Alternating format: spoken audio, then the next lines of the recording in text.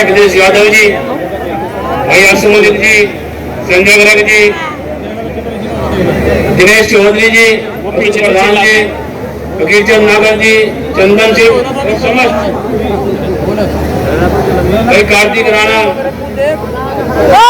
भाई साहिल खान जी, सम्मानित मंच और सामने बैठे आदर और सम्मान के योग्य बुजुर्गों, नौजवान साथियों, प्यारे बच्चों, आज हम सहारनपुर पधारने पर लाखों दिलों की धड़कन हमारे राष्ट्रीय अध्यक्ष परम आदरणीय अखिलेश यादव जी का अभिनंदन करते हैं, वंदन करते हैं, स्वागत करते हैं और आज ये प्रतिज्ञा लेते हैं कि 2022 में जो है मैं इस प्रदेश के मुख्यमंत्री होंगे और समाजवादी पार्टी की सरकार बनेगी। आज आपने देख लिया कि जो सम्मान एक छोटे से छोटे कार्यकर्ता का समाजवादी पार्टी के अंदर है, हमारे राष्ट्रीय अध्यक्ष के दिन में सम्मान है, वो किसी पार्टी के नेता के अंदर देखने को आपको नहीं मिलेगा।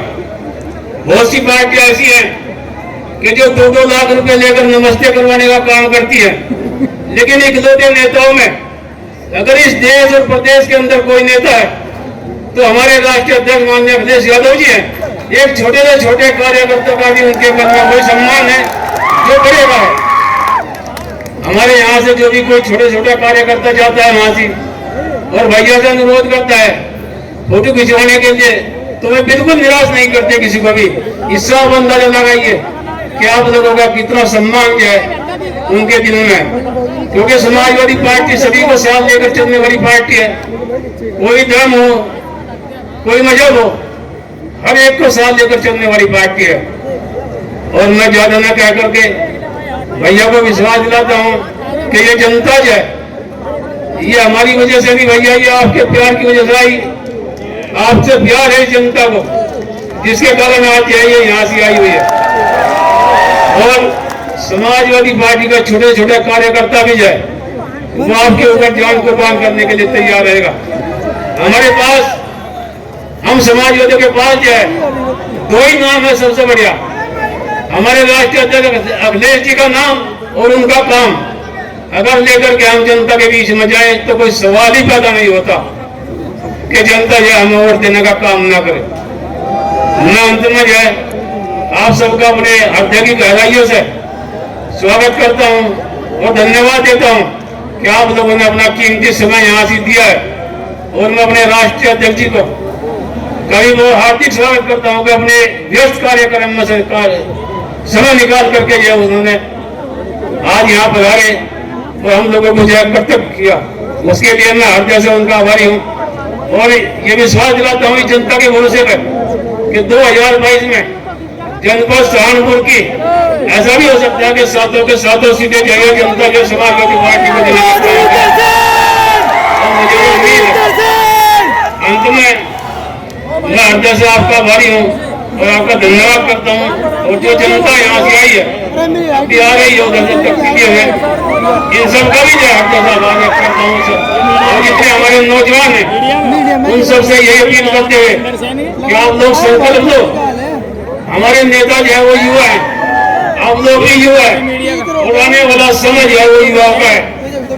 आज आप इनको 2022 में इस प्रदेश का मुख्यमंत्री बनाइए और यही एक ऐसे नेता है जो देश को चला सकते हैं और एक दिन ये देश के प्रधानमंत्री भी जरूर बनाएंगे। जनता के विश्वास पर हम समाजवादियों का विश्वास है इस चीज का। अंत में सभी का बहुत बहुत धन्यवाद। जय हिंद, जय भारत, जय समाजवाद। और जिन सब साथियों ने समाजवादी पार्टी के छोटे छोटे और बड़े बड़े कार्यकर्ताओं ने जो इसमें अपना योगदान किया है, उसके लिए उनका सबका धन्यवाद। जय हिंद, जय भारत, जय समाज। और जिस समय गरीबों को सबसे ज्यादा जरूरत थी, जिस समय गरीबों को सबसे ज्यादा जरूरत थी, उस समय भारतीय जनता पार्टी के लोगों ने हमारी गरीब जनता को अनाज छोड़ दिया। कैसे भूल जाओगे कोरोना? कैसे भूलोगे?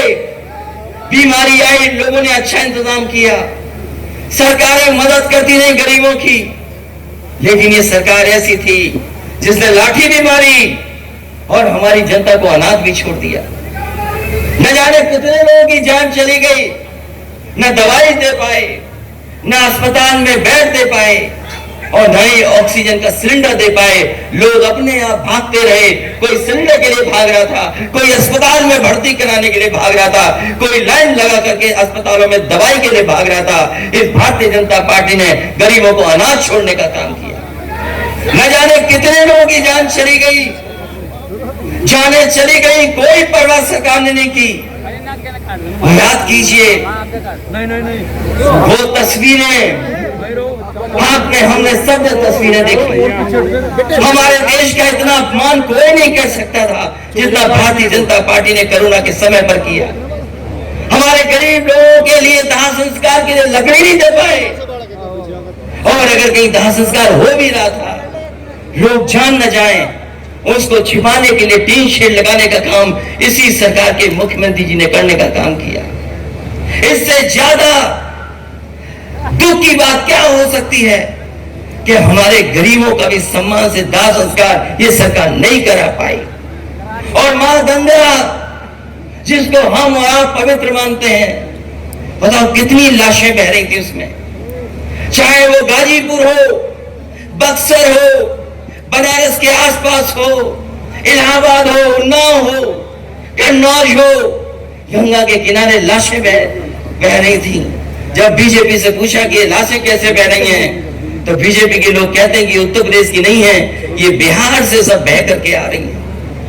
इतना बड़ा झूठ कोई नहीं बोल सकता है। कभी गंगा नहीं उल्टी बह सकती। ये यमुना का पानी जो ऊपर से बहता नीचे चला जाता है। बताओ, कोई हमें बता दो बुजुर्ग, कोई चीज नीचे से ऊपर कैसे आ जाएगी? कभी कोई चीज ऊपर से नीचे नहीं, ऊपर से नीचे तो बह सकती है, लेकिन नीचे से ऊपर कैसे आएगी कोई चीज हमें बता दो। जब भारतीय जनता पार्टी से पूछा कि लाशें कहां से आ गई, तो कहते हैं कि यूपी की लाशें नहीं है, ये सब बिहार से उल्टी बह करके आ गई।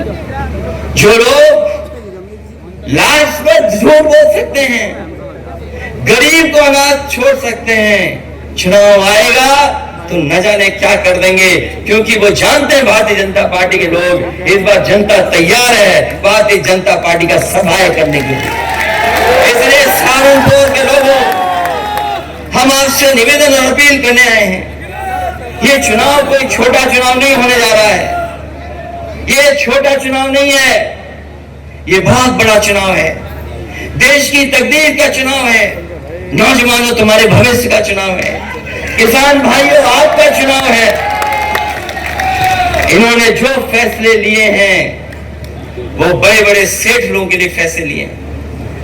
याद करो वो नोटबंदी 2017 की, हम कहते कहते थक गए कि ये रुपया काला सफेद नहीं होता, ये रुपया काला सफेद नहीं होता। हम समाजवादी लोग कहते कहते थक गए, रुपया काला सफेद नहीं होता, कोई चीज सफेद और काली होती वो तो हमारा आपका लेन देन काला सफेद होता है।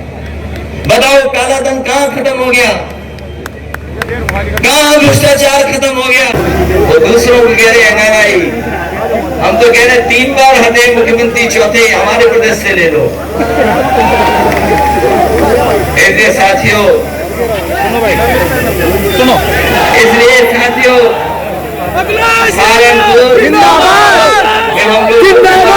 वालों तुम्हारा ये तर्क है, ये तर्क तुम्हारा कह रहे थे कि हम अर्थव्यवस्था को कहां पहुंचा देंगे। दिल्ली वाले कह रहे थे $5 ट्रिलियन इकोनॉमी की। हम लोग तो गिनती नहीं कर सकते, हिसाब किताब नहीं लगा सकते $5 ट्रिलियन की। और हमारे उत्तर प्रदेश के मुख्यमंत्री वैसी नकल कर लेते हैं। अगर दिल्ली वाले $5 ट्रिलियन इकोनॉमी की बात कर रहे हैं तो उत्तर प्रदेश वाले हमारे कहते हैं कि हम भी $1 ट्रिलियन इकोनॉमी पहुंचा दें। $1 ट्रिलियन। और अभी तो बिजली का हिसाब नहीं मांगा हम लोगों ने। बताओ जनता हमारी बैठी है, किसान भाई है, बिजली के मीटर भी लग गए और मीटर भी तेज भागने लगा और बिल भी कितना देना पड़ रहा है बताओ आपको। बिल, बिजली का बिल बढ़ा दिया, देना पड़ रहा है ज्यादा। अगर इन चीजों का हिसाब किताब लगाओ तो क्या किसान भाइयों 500 रुपए आपका सम्मान है? आप हिसाब किताब लगाओ इन चीजों का। क्या 500 रुपया महीना जो आपको मिल रहा है वो कोई सम्मान है आपका? ये सम्मान नहीं दे रहे हैं। ये चुनाव से पहले